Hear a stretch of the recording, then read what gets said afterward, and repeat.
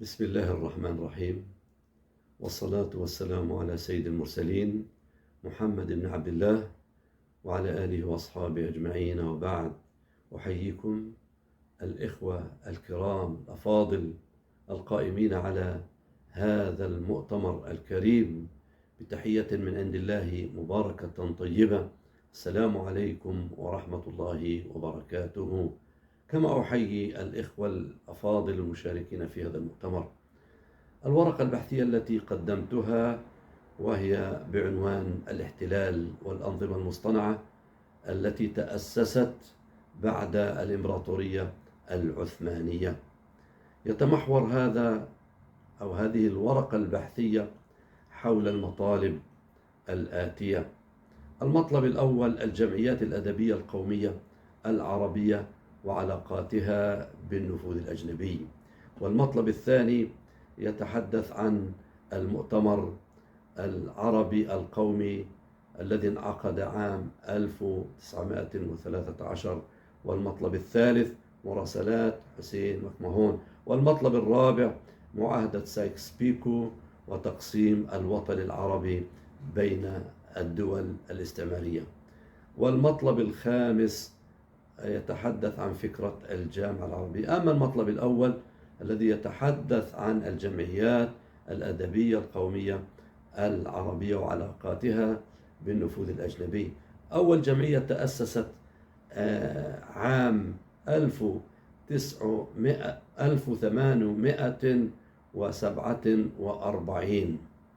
هذه الجمعية سميت بالجمعية السورية، وكان أعضاؤها أو كل أعضاؤها من النصارى: بطرس البستاني وميخيل مشات ونوفل نوفل وفاين داك وتشرشل وإيلي سميث وغيرهم. وأيضا هنالك جمعيات أخرى، جمعية اليسوعيين، وهي قد تأسست عام 1850 وكل أعضائها من النصارى. وجمعية الأدبية في طرابلس التي تأسست في نفس العام. وجمعية سرية وهي ماسونية أسست أيضا في الشام. وجمعية أخرى أسسها الطلاب العرب الدارسين في أوروبا، واسمها الجمعية العربية الفتاة عام 1913. فهذه الجمعيات الأدبية كان لها علاقة وطيدة بالإرساليات التبشيرية. هذه الإرساليات التبشيرية التي انتشرت في الشام بموافقة الدولة العثمانية على أنها ستخدم الطائفة الكاثوليكية والطائفة البروتستانتية ببناء المدارس. وبنت الكلية البروتستانتية التي سميت فيما بعد بالجامعة الأمريكية. فمن خلال هذه الجامعات ومن خلال هذه المدارس تم تأسيس الكوادر الطلابية على الفكر القومي العربي، وهو ليس بعربيا إنما هو قومي أوروبي. الفكر القومي وفلسفة أوروبية جيء بها إلى الوطن العربي وأسموها بعربية. وهذه الكوادر افتعلت القلاقل ضد الدولة العثمانية. والعلاقات كانت وطيدة بين الجمعيات الأدبية التي أخفت في طياتها هذه الفلسفة، فلسفة القومية العربية، وخرجت كوادر من طلائع المفكرين القوميين العرب النصارى. هذا يقودنا إلى المؤتمر العربي القومي الذي عقد عام 1913. هذا المؤتمر الذي كان قد أقامه الدارسين العرب في أوروبا، وشارك فيه من المفكرين القوميين العرب. فمجرد انعقاد هذا المؤتمر في أوروبا وفي عاصمة دولة فرنسا الاستعمارية يعتبر استقواء بالمستعمر على الدولة العثمانية، وهذه خيانة. وأيضا خروج على الدولة العثمانية. فمن مقررات هذا المؤتمر هو المطالبة بالتمثيل العربي في إدارة الدولة العثمانية وفي البرلمان العثماني، وكذلك طالبوا بأن تكون اللغة العربية اللغة الرسمية في دوائر الدولة العثمانية.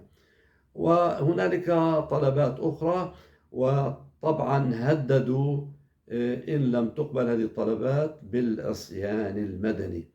وكذلك من طلباتهم أنهم طالبوا بحقوق الأرمن بالاستقلال الذاتي، وهذا مستهجن بمؤتمر عربي يتحدث عن حقوق العرب، فكيف يتحدث عن حقوق الأرمن؟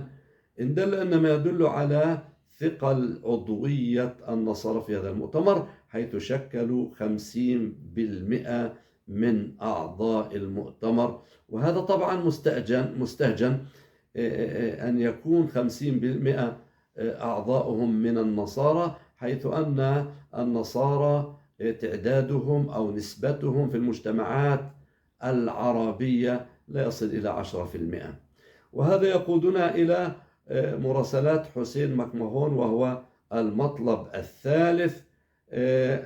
فكانت مراسلات سجال بين الشريف حسين ومكمهون في محاولة للاتفاق فيما بينهما.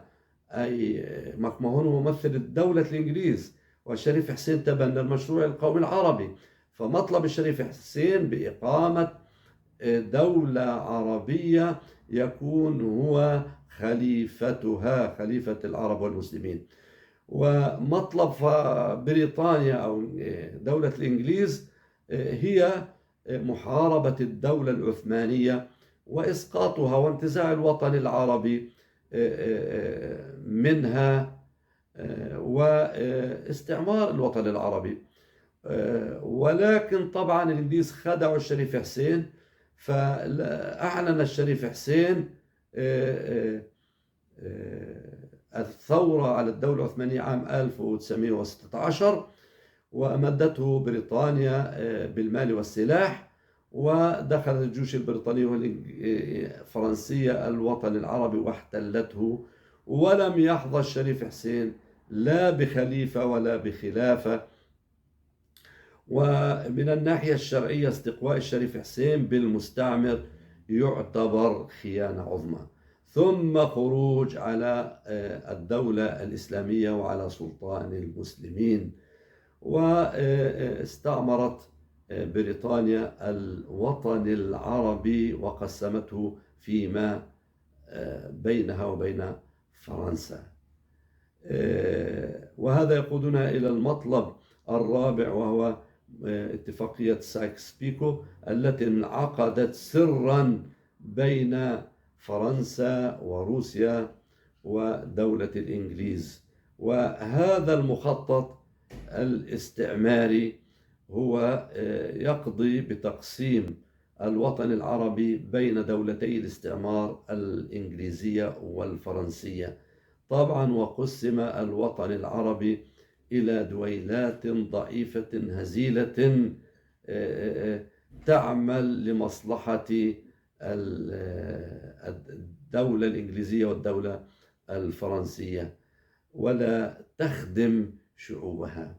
وطبعا بعد خروج الجيوش الفرنسية والجيوش البريطانية تكونت أنظمة مصطنعة اصطنعتها فرنسا وبريطانيا لتخدم مصالح الدول الاستعمارية.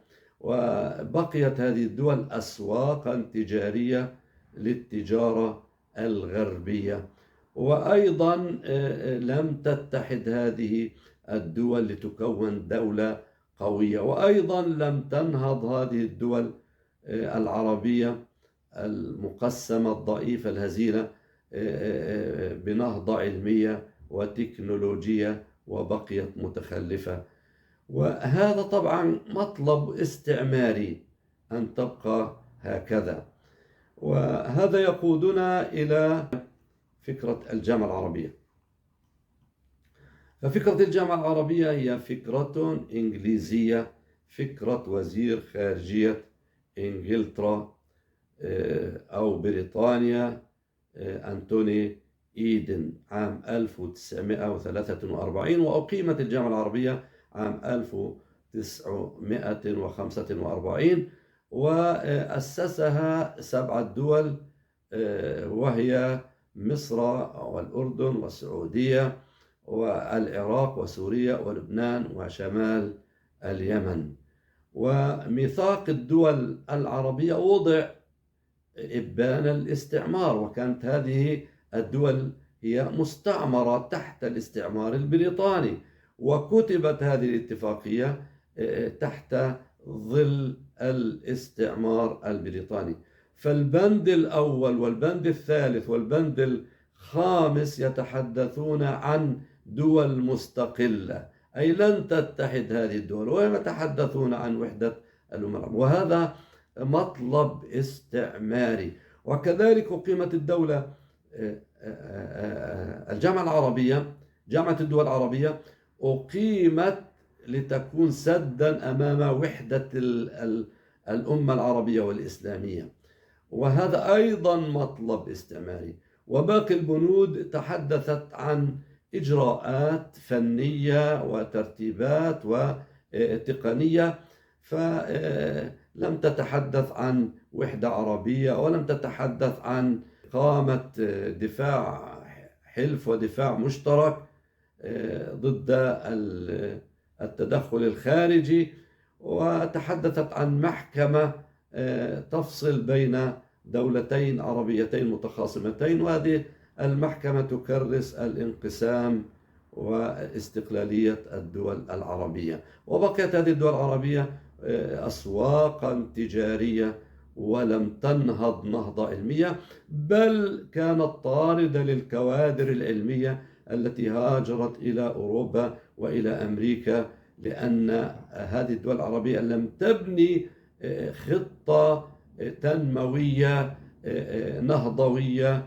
علمية تقنية، وبقيت هكذا إلى يومنا هذا متخلفة ضعيفة هزيلة، قرارها السياسي بيد المستعمر الغربي. فهذه الأنظمة المصطنعة اصطنعت من أجل خدمة المستعمر، والأمة العربية ما زالت ترزح بهذا الضعف